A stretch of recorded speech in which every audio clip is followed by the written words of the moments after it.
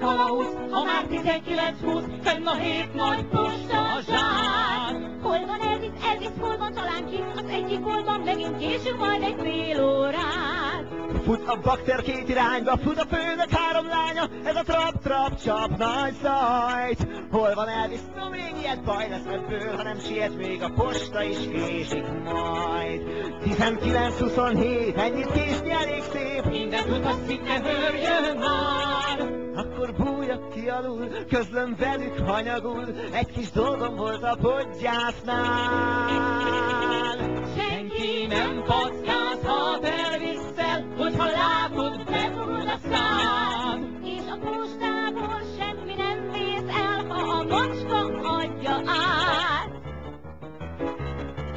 Ez a puckó vág önt, az ágya azok fönn, kinn az ajtón a becses neve áll. Ugye jó kis fülkét adtam, puha vihe, itt a paplan, és a padlóra egy porszem se száll. Volt itt nagy és pici lámpa, ezt ön tetszés szerint váltja, ha egy gombot megnyom, befütyül a szél. Ez a kecses kicsi kagyló reggel cicamosdásra jó, így megfűthet, ha már belleppe a dél. Ha a pincér kopog este, kérdi Antől szinte este, reggel milyen teját óhajt? Jó erőszak is sokat! Ezt ellenőrzöm csupán, nehogy elfeledjem bután, így nem csinálhat soha semmi baj.